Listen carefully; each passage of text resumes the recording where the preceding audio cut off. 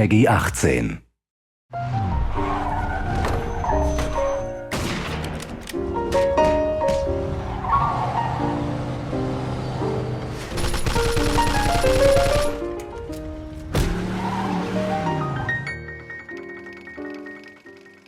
At its core, Mafia 2 is a third-person action crime game. It has all the exciting car chases, all the gunfights and all the melee combat that you'd expect from a game like this. Our target kind of experience was very much things like Goodfellas, Godfather, very kind of adult movies with very serious themes. And for that to happen, we needed the game world to be realistic.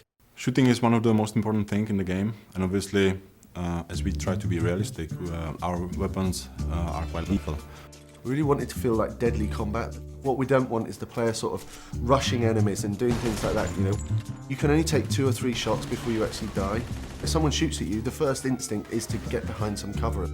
It really feeds into that intense feeling that we really want from the gun combat experience. We spent a lot of time and effort on the cover system because the player will spend a lot of time using it. But you have to be careful because the cover can often be easily destroyed. So if you're hiding behind a fence and it starts to disintegrate, it's time to move elsewhere.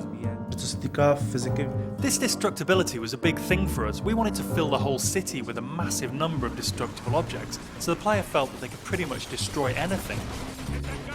The player can use a wide range of weapons, from pistols to submachine guns. Of course, we had to include the classic Tommy gun that everyone knows from the Mafia movies.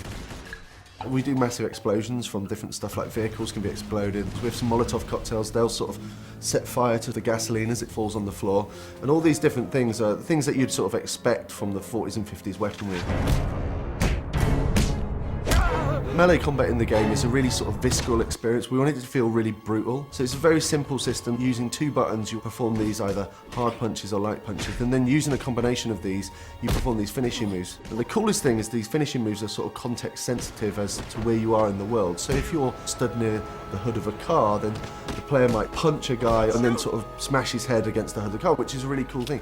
The driving model is very realistic. So you drive these things, they really feel like period cars. They feel very heavy, they feel really satisfying when you're driving them around. Once you get familiar with the controls, there's a real skill to doing the handbrake turns, the donuts and the skids in the street. The inspiration for these has been the cars and the car chases that you see in gangster movies. So if you visualise a gangster movie chase, you know, the cars screeching around the corner with the smoke coming off the tyres, guys shooting out of the windows with Tommy guns, this is very much one of the key goals for the driving experience. We've got like a few features in the game which allow the player to sort of like personalise their vehicle. In the body shops you can customise the car a fair deal.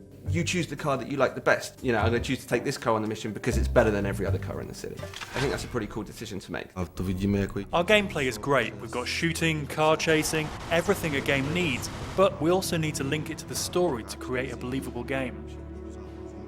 We needed to move away from some of the more arcadey conventions that you see in other open world games and focus more on a realistic experience for the player, so the player behaves like a Mafia gangster.